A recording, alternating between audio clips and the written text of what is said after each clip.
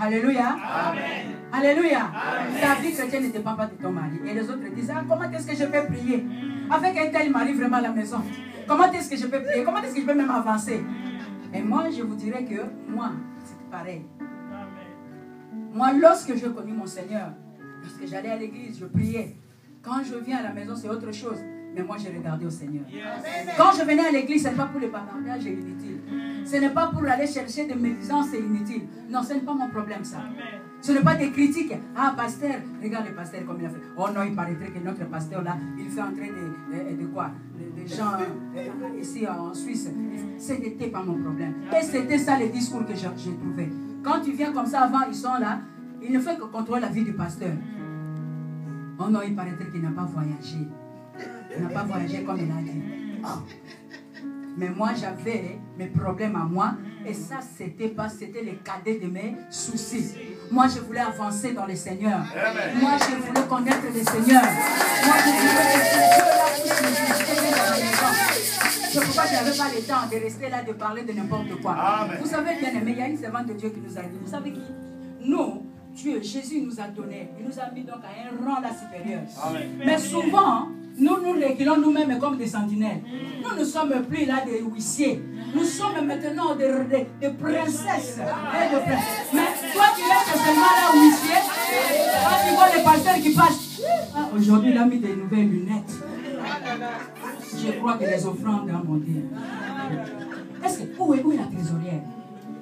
Est-ce que tu comptes bien les offrandes là? Est-ce que les pasteurs là n'ont pas de cartes? Ils ne peuvent pas retirer l'argent là-bas. Non, non, non, c'est moi qui... Ah bon, il faut faire très attention. Il faut mettre ça sur la table, hein, dans vos réunions là-bas. Il faut bien voir ça. Pourquoi? Parce qu'on voit les pasteurs maintenant commencent à mettre des vestes hein, et puis des belles chaussures. Ce n'est pas clair. Amen. Hein? Amen. Amen. Comment est-ce qu'on peut avancer? Comment est-ce que tu peux avoir d'intimité avec ton Dieu? Comment ça? Il nous a créés, bien aimés. Tu es femme, mais sois fière. Parce que la Bible nous dit que dans Genèse 2, il nous dit, il a créé la femme et il a créé l'homme et la femme. Il nous a créés à quoi? À son image et à sa ressemblance. Oh, bien aimé, mets-toi à ta place. Mets-toi à ta place. Tu es l'image de Dieu. Tu es la race.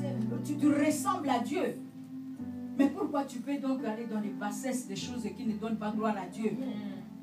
Les choses qui ne veulent pas même augmenter quelque chose dans ta vie. Nous sommes des princesses, mais toi tu veux toujours être huissier. Tu veux voir qu'est-ce que le pasteur a fait aujourd'hui, qu'est-ce qu'il a mis aujourd'hui, qu'est-ce qu'il a mis, comment est-ce qu'il est venu aujourd'hui. Ah, aussi. Non, il a changé. Hein?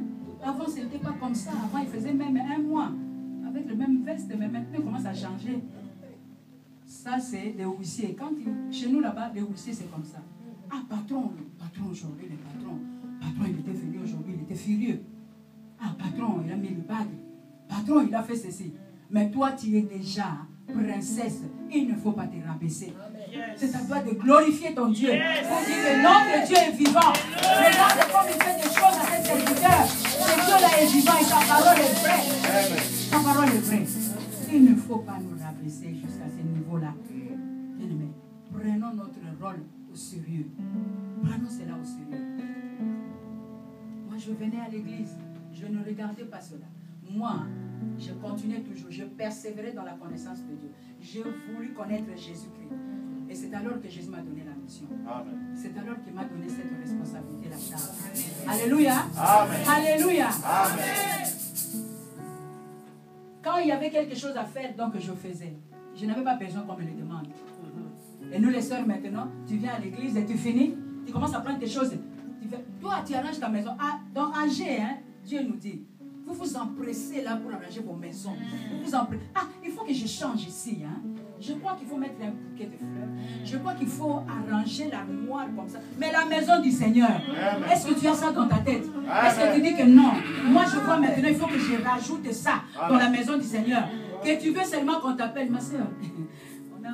On peut faire un peu une cotisation là. Parce que nous voyons que les micros ne fonctionnent. Ah, je vais voir. Bon, je verrai, hein. Si j'aurai quelque chose, je vais donner aussi. Bien-aimé, c'est pourquoi Dieu dit, Dieu nous parle dans AG. Prenez AG 1, vous allez lire. Vous qui vous empressez pour faire de bonnes choses dans vos maisons et dans la maison du Seigneur, vous ne vous souciez même pas. Vous ne vous souciez même pas. Même si vous voyez que les hommes de Dieu sont restés là, mais vous vous empressez de partir, il faut que je parte, j'ai ceci, j'ai cela, je laisse cela. Et vous laissez, vous ne faites rien. Moi, quand j'étais venu dans le Seigneur, moi, quand je fréquentais l'église, je suis venu pour grandir en Jésus-Christ. Je suis venu donc pour moi, tout ce que je faisais, c'était au nom du Seigneur. Et quand je faisais cela, je disais, là, oh Seigneur, vois un peu ce que je fais pour toi. Vois un peu ce que je fais pour toi. Je me donnais comme ça des choses. Quand dans l'église, il y a la communion, il y a l'amour fraternel, on nous disait qu'il y avait une sœur. Quand j'étais venue, j'étais une nouvelle. Je ne connaissais pas de gens. Mais quand une fois le pasteur nous disait que non, nous avons notre sœur qui est éprouvée, nous avons ceci, nous avons cela. J'ai rentré chez moi et je disais à mon mari, est-ce que cette adresse tu connais? Oui, je connais, tu m'accompagnes là-bas parce qu'il y a ceci, il y a cela. Donc j'y vais.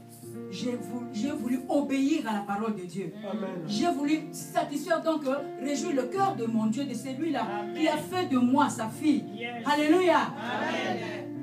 Et tout ce que m'est arrivé dans la maison là, ce n'est pas parce que maintenant j'ai pris à l'église que mon mari était comme un chiffon. Quand je viens comme ça pour dire, toi là, hein, je crois que les démons te dérangent. Je crois que non. Alléluia. Parce qu'il y a les femmes aussi, quand vous commencez à prier, quand vous êtes à l'église, vous avez déjà vos versets bibliques, quelques versets bibliques, vous faites des prières là, kilométriques. Alors kilométriques, vous faites des prières, alors maintenant la maison de Marie est devenue un démon. Alléluia. Amen. Quand il commence à parler, mais c'était au nom de Jésus, je commence à lire cet esprit-là, témoignage qui commande. Et quand il lit, il est là, il te regarde. Moi, je crois que ça te cherche des coups. Amen. Hein? Amen. Amen. Tu ne ramènes pas une personne à Jésus, mais tu cherches maintenant qu'on te donne des coups. Alléluia. Amen. Non, bien aimé dans le Seigneur, même les enfants peuvent voir, non, même le mari, laisse qu'ils puissent voir que non, cette femme, il y a quelque chose qui est en elle, il y a quelque chose qui s'est fait en elle. Comme ça, la curiosité, le Saint-Esprit est là pour lui donner la curiosité. Allez un peu là-bas. Qu'est-ce qui se passe là-bas? Et tu vas voir qu'elle commencera à venir. Et nous croyons parce que je suis maintenant à l'église, parce que maintenant je suis chrétienne, je dois. Donc je peux lui dire, si tu ne viens pas à l'église, moi je divorce. Alléluia. Si ça continue comme ça, je te donne cette année. Hein. Si ça continue comme ça, tu ne viens pas à l'église, alors là, tu vas chercher une autre femme. Moi je divorce. Non, ne crois pas que tu es avec le Seigneur. Ça c'est contraire à la parole de Dieu. C'est contraire. Parce que sache que son âme est précieuse devant son Créateur. Amen. Alléluia. Amen. Dieu ne t'a pas mis là hasardement. Dieu t'a donné une mission. Dieu sait ce qu'il a mis en toi. C'est à toi de découvrir cela. Amen. Alléluia. C'est à toi de découvrir ce que Dieu a mis en toi. Dieu n'est pas un homme. Et il sait quelle capacité tu as. Mais c'est toi qui ne découvres pas. Comment est-ce que tu vas construire? Il faut construire avec ce que tu as là. Si tu fais vraiment la construction, la vraie, tu vas voir que non. Ce Dieu-là te connaissait.